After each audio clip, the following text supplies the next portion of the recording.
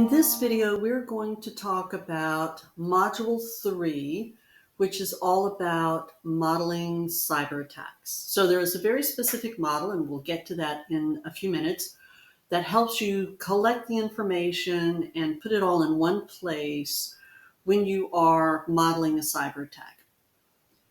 When we say we're modeling a cyber attack, what we're doing is we are looking at vulnerability data and we are developing estimates around what is this threat, the threat and likelihood based on the vulnerability data that we're analyzing. Coming into this analysis, we might have a very specific vulnerability that we're looking for. Maybe this is a new CVE that has been released and we want to see how many systems have this vulnerability. That would give you a percentage over those assets, and that would be a percentage that would represent what that weakness number is, that percentage of your threat landscape. And then you will develop an estimate for the likelihood. What is the likelihood that a threat actor having access to this would be able to compromise this?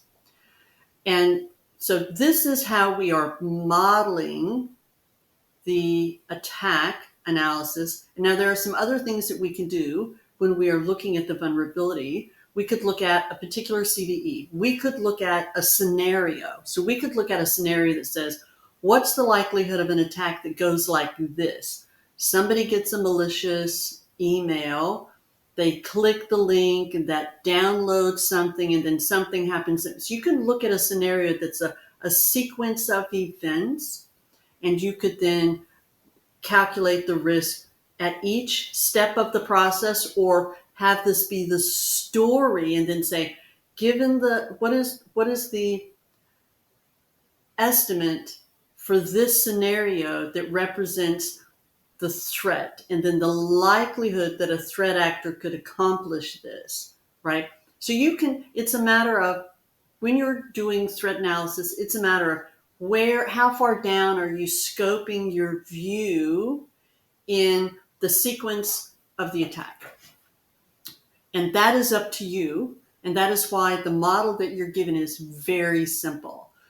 Rather than constructing a number of different models for every particular perspective you might take into answering the question, what's my likelihood of having this kind of attack and what would be the impact if it occurred? That's the question we're asking. Instead, you are given the flexibility to approach the question based on the data you have available. So again, in Module 1, we talk about the overarching approach to quantifying risk. And throughout the course, there are several things that I can continue to reiterate. I use 3 sources of data, and so should you: public, vulnerability, and subject matter expert. The process for every analysis is the same.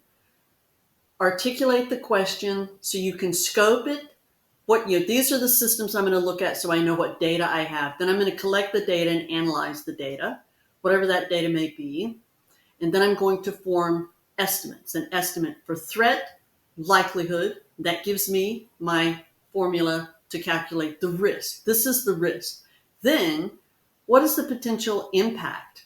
I multiply those two and I now can rate this risk, because we are always looking at an enterprise type approach where we know that we're not just asking one question about risk. There are hundreds of questions about risk, and we want to be able to compare all of these equally. And so that is why we have a risk and an impact, and that gives us a rating. When you compare risks based on the rating, now you are comparing apples to apples to apples, and it's all consistent. So let's go back to modeling the cyber attack. So some models will use frequency data. In other words, how many times does a threat actor have access to this before they're able to compromise it? That kind of data is hard to come up with. You would have to dig through a lot of logs and do a lot of work. Instead, I teach it by using vulnerability data, and I teach focusing on one piece of the question at a time. And I approach it in different ways. And I allow flexibility to come into play, because every organization and every situation is going to be different. The information you have available is not always going to be the same, even within your same organization. So in order to pull together an analysis, you have to work with the data that's available. And so that's the way that I teach it. So in Module 2, we did vulnerability tagging, and that is using keywords to help me identify vulnerabilities that might be related to phases of the attack cycle. So if I'm just looking at a CVS or CVE rather, that has been released and that one vulnerability, I could use the percentage of my threat landscape to represent my threat value. And when I present my data, I describe this is what my threat value represents. It is the percentage of our landscape that has this vulnerability, and then the likelihood that that could be compromised, that equals risk.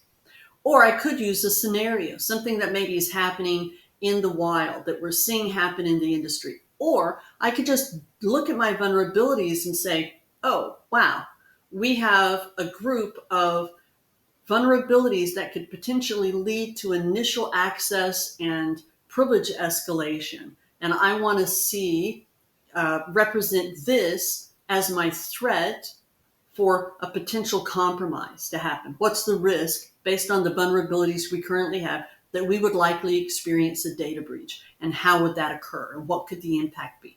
These are common questions. So this is how you can pull the data together. So number one, we always do this based on the vulnerability data analysis, and we did that in Module 2. Secondly, we deconstruct the attack so that we are understanding what is the vulnerability that's being leveraged, and how does the threat actor get to that, and what does that look like? If you remember in Module 1, we gave a list of rules that we would follow, guidelines for developing our estimates based on what kind of asset it was, where it was located in the architecture, what the asset did, what was the sensitivity level of the data, and all these things that we would consider when we were developing our likelihood estimate. So we go to this as well when we're looking at the cyber attack analysis to say, okay, well, where are these vulnerabilities? Oh, I can look at my list. Well, by my rules, and you decide what your rules are, by my rules, if it's internet facing, that's going to be a higher likelihood that it could be compromised because it's easier to access, right? So you have this conversation, you look at these rules, and then you look at the vulnerabilities, and you can start developing that second estimate. When you are doing an attack analysis, bullet number 3, you always need to identify the attacker. What is the attacker? Where is the attacker? External, internal, what does that look like? And because when you are delivering your analysis, that's key information is, well, what was this attacker? Are they a cyber criminal because they're motivated by financial gain, right? Are they an advanced persistent threat because they're very stealthy, so their capability to hide is very high? Are they a nation state? They're after certain kinds of data. How is that relevant to the vulnerability and the likelihood that this particular threat actor would be able to compromise? So you're going to want to identify that, and then you're going to develop those 3 estimates. So all of that information, those notes, you want to write up in a short paragraph, and that goes on the very top of your model. And then on the bottom part of your model, you put in the values that you have estimated for threat, likelihood, and risk. And then on the side of the model, you have a key that says, for this organization, they have decided that very low financial impact is within this range. A low impact is within, and you have the ranges. Because when you put in your calculation for risk and you put in the financial impact that you have estimated, it just pulls the appropriate label to match the ranges that you said that this value fell within. So now let's go over and take a look at the model. Okay, this is the attack model. As I described, it is very simple so that it allows lots of flexibility in your approach. And all you are doing in the top left area, you are just writing in a paragraph that you would use, for example, in a report or in a presentation or in a conversation, explaining what was the vulnerability, who was the threat actor, how would this have been compromised, what systems were involved, what data was reviewed, and who else participated or provided information or input into coming to the estimates that you're going to show down here on the bottom part. So that the top part is just a free text field for you to capture that information. All the data that you have for your analysis someplace else, you keep, and you could put this as the cover sheet on top of that data. If you print that out, for example, or if you have this as a PDF and you attach it, now you have a complete package of your analysis. And this is a good way to go through your analysis and keep it and then file it so you have everything. And this makes a good cover sheet for all of your notes and everything else that you have and all the models that you've collected the data together to be your summary form.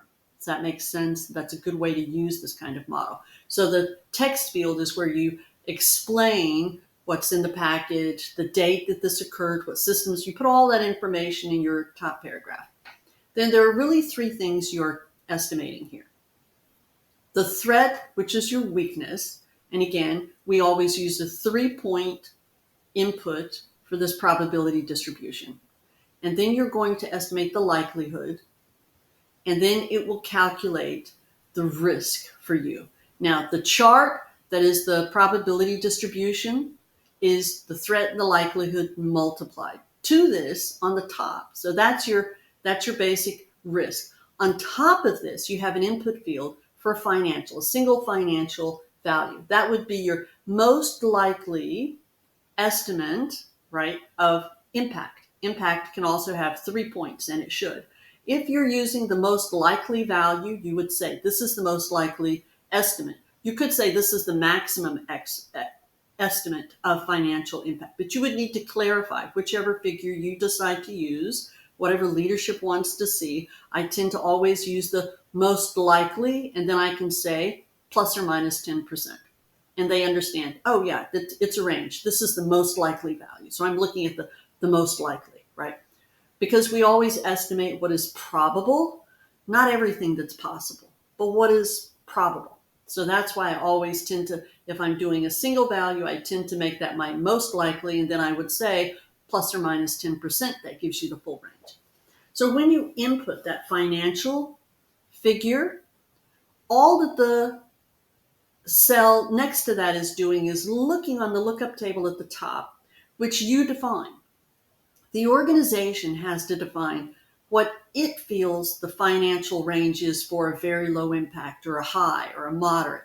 And you just put these ranges in as a reference, and then whatever your financial value is, it will look up that range and give you the appropriate label. It just makes it an easy way to do that piece of it for you. Does that make sense? So this is the attack model. You can do, again, as I said, specific CVE. You can do it across a system, an organization-wide view. How you scope it is up to you. The data that you look at and consider is up to you. And you do the same basic estimates that we've been talking about throughout the course. Threat times likelihood equals risk. And then a financial impact would give you that last piece if you are analyzing this in terms of financial impact.